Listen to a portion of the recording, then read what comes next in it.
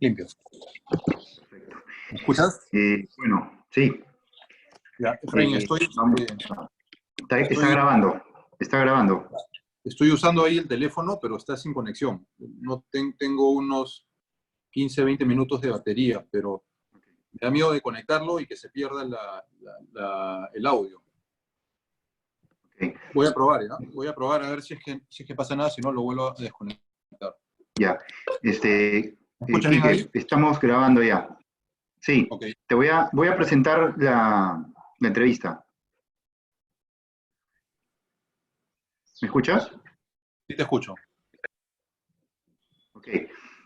Bueno, vamos a empezar.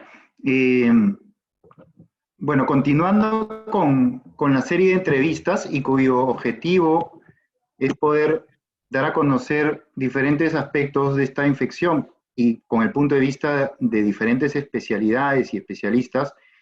Ante todo me presento, soy el doctor Efraín Freire, médico psicoterapeuta, titulado en la Universidad Cayetano Heredia y director general del Centro A Tu Lado. En esta ocasión es un gusto conversar con el doctor Enrique Morelo. El doctor Morelo es neumólogo internista de la Universidad Cayetano Heredia y también de la Clínica Ricardo Palma. Bueno, gracias ante todo, doctor Morelo, por la oportunidad de poder conversar en relación a probablemente muchas de las preguntas que nos podemos hacer. Y el objetivo de esta entrevista es más que todo poder informar a la población general en términos muy sencillos, pero de alguna manera de primera fuente, algunos aspectos relacionados al título de esta conversación, que es de qué manera puede afectar el coronavirus o COVID-19 a los diferentes pacientes con antecedentes respiratorios, ¿no? Y bueno, ante todo, gracias por la conversación.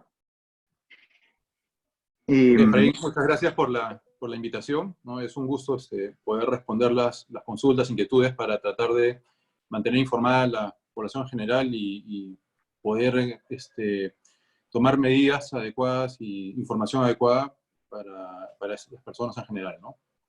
Claro, entonces, bueno, sé que estás trabajando en ambos lados, tanto en el Hospital Cayetano Heredia como en la Clínica Ricardo Palma, entonces, digamos que la experiencia que tú tienes ya ahora, más o menos un mes desde que empezó la pandemia acá en el país, es bastante importante. Entonces, aquí, Enrique, bueno, la primera pregunta que te quería hacer es, ¿cuáles son los pacientes que ya se podría mencionar como mayor riesgo y de los cuales se están presentando en las emergencias o se están, digamos, hospitalizando? Ok, Efraín. Bueno, sí, en el área de hospitalización COVID que hemos puesto en el Hospital Cayetano, ¿no? Hemos adaptado el servicio de medicina tropical, de neumología, CENES y hospitalización. Hemos separado el hospital en dos áreas, un área COVID y un área no COVID, y actualmente estamos manejando alrededor un poco más de 80 pacientes, pero eso va a ampliarse hasta más, y además hay 16 pacientes que están siendo manejados en UCI. Hay ya cierta experiencia en estos pacientes, ¿no? Y algunas cosas que hemos podido observar, además de la literatura que tenemos a la mano al momento, ¿no? Entonces, una de las factores de riesgo que estamos observando en estos pacientes que está descrito es la edad, ¿no? Personas con mayores de 65 años son las que tienden a ser más frecuentes los casos severos. También estamos viendo personas con obesidad, y no necesariamente lo que está publicado que es obesidad mórbida con IMC más de 40, sino también personas con IMC de 30 para arriba, como único factor asociado a cuadros de severidad, ¿no? Eso también es algo que nos llama la atención. Es algo que también vimos en la época del 2009, en la epidemia de la influenza de H1N1, y que vemos que se repite también ese factor de riesgo en los cuadros de coronavirus. Otro factor de riesgo importante es la presencia de diabetes mellitus, y también personas con enfermedad vascular, cerebrovascular, personas con antecedentes de hipertensión, enfermedad coronaria crónica que han tenido un evento coronario previo, enfermedad cerebrovascular, personas que han tenido daño cerebral por isquemias, hemorragias. También vemos como factor de riesgo la enfermedad renal crónica, y enfermedades que tengan problemas crónicos pulmonares como la fibrosis pulmonar o el EPOC, por ahí también un poco el asma. Y personas también con inmunosupresión, una enfermedad de fondo como cáncer, que tengan las defensas bajas, también es un factor de riesgo para hacer cuadros más severos, ¿no? Eso es lo que estamos viendo. Y sobre todo por frecuencia, la edad y la obesidad estamos viendo como factores de riesgo en muchos de los casos que tenemos hospitalizados para hacer cuadros severos, ¿no? Recordemos que de 100 personas que contraen el virus, no todos hacen los cuadros severos, ¿no? Alrededor de un 20% hace un cuadro que amerita una hospitalización. Y de esos, un 6% son los que hacen cuadros más severos que necesitan UCI, ¿no? Esa es la primera observación que te puedo dar. Hay que tener en cuenta también que un porcentaje importante de personas con infección son asintomáticas, no tienen síntomas, y ese dato no es tan preciso, pero podemos inferirlo de un estudio que se hizo en este crucero del Diamond Princess, que hubieron más de 3.700 personas dentro de ese crucero, y se les hizo a todos las pruebas para descarte y se detectó alrededor de 620 personas con la infección, dentro de las cuales un 20-30% eran asintomáticas, no tenían síntomas, y es un dato también importante a tener en cuenta, que hasta el 20-30% pueden no desarrollar síntomas. Ok. Mencionaste, digamos, el anterior gripe o cuadro respiratorio relacionado con H1N1, que es la que todos recordamos. Pero ¿cuál sería, y ahí sí creo que nos va a ayudar mucho a entender cuál es la diferencia entre este COVID-19, este coronavirus, de los anteriores, digamos, epidemias o pandemias que ya se vienen dando cada cierto tiempo, y principalmente con la última que probablemente mucha gente ha escuchado, que es la H1N1. ¿Cuál sería esta diferencia? Bueno, una de las principales diferencias es la velocidad de contagio, la transmisión, ¿no? Un paciente con el coronavirus contagia a muchos más pacientes que alguien con influenza. Es una de las principales diferencias que estamos observando, y eso aumenta la velocidad de contagio, y por eso es que rápidamente se ha extendido a todo el mundo, ¿no? La letalidad, no tenemos todavía un dato claro de cuál es la letalidad del virus. Esto es muy variable y depende de muchos factores, ¿no? Por eso es que vemos datos muy diferentes entre lo que ocurre en algunos países donde hay una alta letalidad por arriba del 10%, como España, Italia. También está ocurriendo ahora en Francia, que ya pasó el 10% de letalidad, y valores diferentes a lo que ocurre en otros países como Alemania, que está menos del 5%, nosotros que tenemos menos del 3%. Estados Unidos, que tiene más casos, pero su letalidad está en 5%, y eso depende de varios factores, ¿no? Uno de los factores es el colapso del sistema de salud.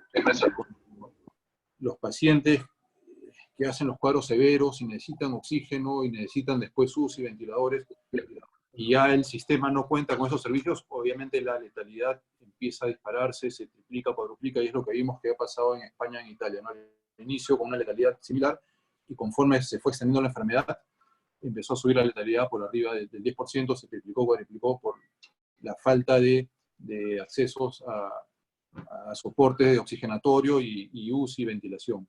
Es una primera observación. La segunda observación es con la cantidad de exámenes realizados.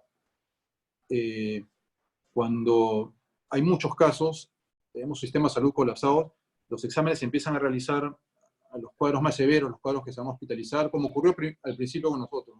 Hacíamos prácticamente los casos severos por la poca disponibilidad de pruebas, y obviamente ahí la letalidad nos salía más alta, ¿no? Más de 3%. Cuando ya se empezó a masificar más y se empezaron a hacer casos más leves, casos que iban a ser manejados de forma ambulatoria, esto bajó y se aproxima más a la letalidad real, que se estima de que debe estar alrededor del 2%, y es lo que también se vio en este crucero cuando se hizo de forma masiva los exámenes, ¿no? Que está alrededor del 1 al 2%, la letalidad real del virus. Pero esto, como digo, depende de muchos factores. También depende de la población afectada, la cantidad de población afectada. Si tenemos mucha población con factores de riesgo, obviamente ese país va a tener mayor letalidad, y es lo que se ve también en Italia, ¿no? Italia tiene una población adulta mayor, en proporción mayor a otros países con menor letalidad, que obviamente obviamente el riesgo de muerte es mayor. Entonces, la principal diferencia creo que tiene que ver con la virulencia, el grado de contagio del virus, y otro, la población afectada y el colapso del sistema de salud. Todas esas tres cosas suman a la letalidad y la mortalidad que estamos viendo tan variable en diferentes países y zonas, ¿no? Ok. Y algo que también quería preguntarte, nosotros acá en el Perú, la prevalencia de cuadros alérgicos y sobre todo de asma, podríamos decir que somos un país de alta o de muy alta prevalencia de asma. Entonces, aquí, tú como neumólogo, no sé si hay alguna medida, recomendación sobre todas estas personas o todas estas personas que son asmáticas o son alérgicas y que podrían contraer el COVID. Sí, de hecho, Perú tiene una alta prevalencia de asma. Hay estudios que se hicieron para detectar síntomas compatibles con asma en menores de 18 años y está Perú ocupando, me parece, el cuarto o quinto lugar a nivel mundial con una prevalencia por arriba del 20%. Entonces, sí, tenemos una alta prevalencia de asma. Todavía no está tan claro qué tanto problema puede ser esto en relación a la infección con el coronavirus, ¿no? Están las diferentes revisiones, estudios lo consideran al asma como una enfermedad que puede condicionar cuadros más severos de infección por coronavirus, pero eso todavía no está tan claro, ¿no? De hecho, otras enfermedades crónicas como el EPOC y la fibrosis sí tenemos más claro que pueden desarrollar cuadros más severos. Pero yo creo que como recomendación para las personas con asma y que están preocupadas por la infección del coronavirus, lo primero es tener el asma bien controlada, ¿no? Un adecuado control del asma. ¿Y eso cómo lo vamos a lograr? Usando la medicación para ese objetivo, que son los preventivos, ¿no? Los controladores de enfermedad, que son básicamente los corticoides inhalatorios. Entonces, todo paciente con asma tiene que tener el bien controlada y eso lo vamos a conseguir usando la medicación correcta para eso, dependiendo obviamente de la frecuencia de síntomas, la severidad de síntomas, pero ya se recomienda a todo en su tratamiento preventivo tener un corticoide inhalatorio, ¿no? Hay varios en el mercado, pero el objetivo es ese, que mi asma esté bien controlada, que no tenga síntomas diarios, que no haga crisis, que no me despierte en las noches con síntomas de asma, y con eso voy a disminuir obviamente el riesgo de complicaciones ante una posible infección. Sí, era una duda que surgía, no sé, quitar los corticoides inhalatorios, no hay ninguna evidencia a la fecha que deba quitarse los corticoides inhalatorios en alguien que sufre de asma, debe más bien usarlos y tener su asma bien controlada para evitar complicaciones por cualquier otro, por el virus o cualquier otro agente, ¿no?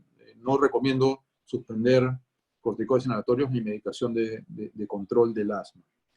Y lo que sí, tener las medidas generales que damos a todas las personas con asma, ¿no? Las medidas ambientales, evitar el contacto al polvo, detergentes, pinturas, todos los disparadores conocidos de asma, que los pacientes generalmente los tienen bien identificados.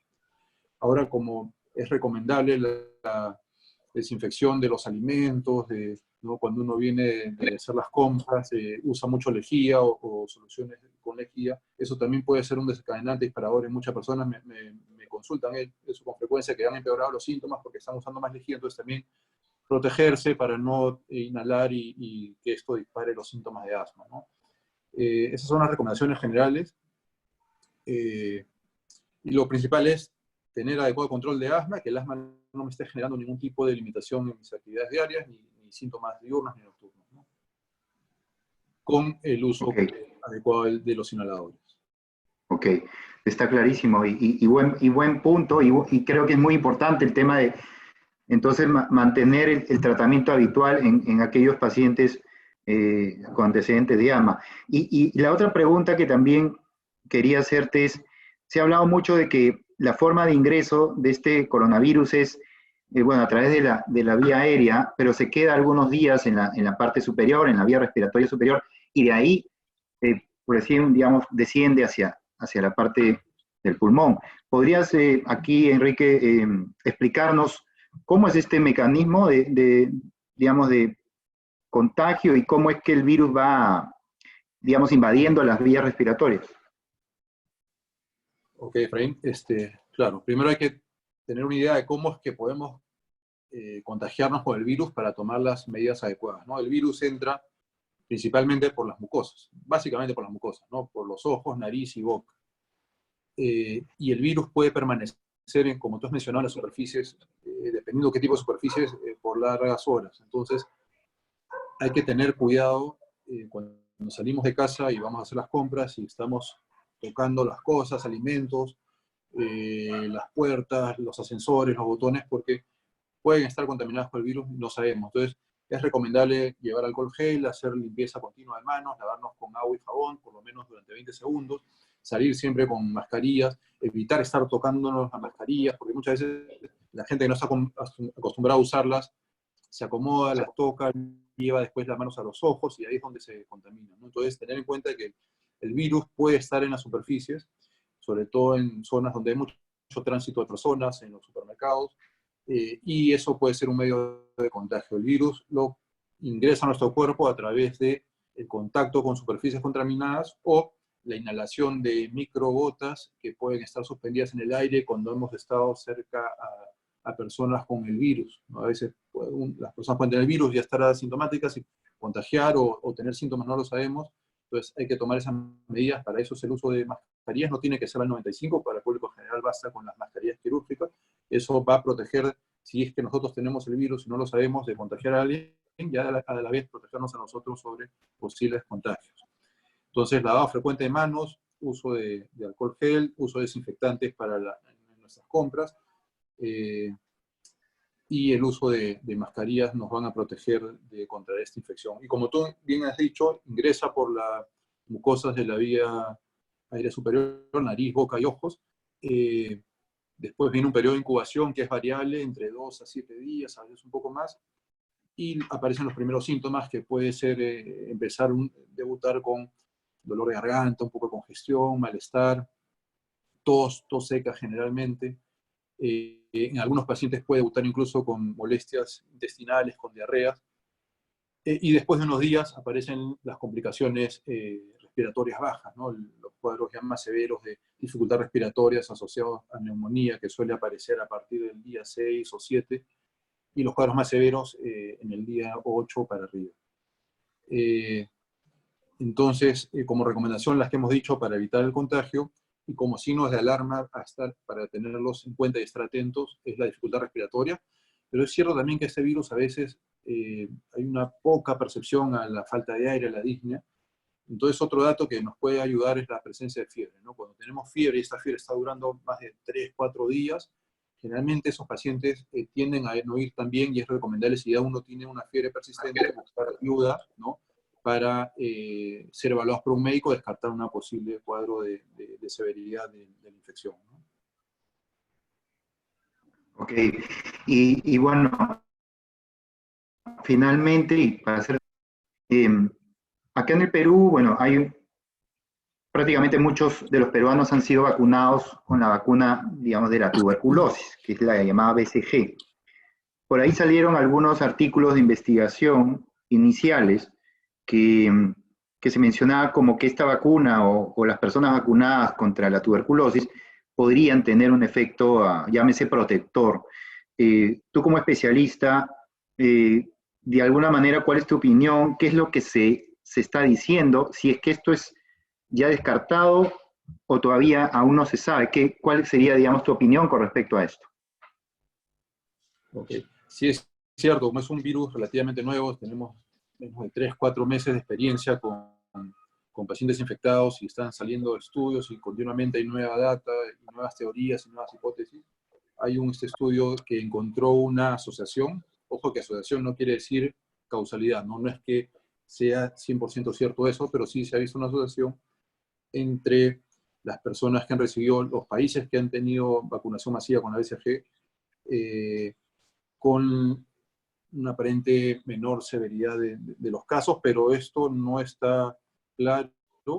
Actualmente se están llevando 2 estudios, estos sí ya son estudios de ensayos clínicos, por ejemplo, población, me parece que uno es en Holanda y el otro es en Australia, son 2 estudios, en población, en personal de salud que está en contacto con personas infectadas con el virus y a las cuales se le está aplicando la vacuna BCG para ver la respuesta y compararlas contra los que no tienen la vacuna, a ver si realmente hay algún efecto protector o no. Es temprano para asegurar eso, no hay data como para poder tener esa afirmación y hay que esperar los resultados de los estudios, ¿no? Ok, pero es igual, digamos, importante que se está corriendo estos estudios y dentro de poco lo vamos a poder entender mejor.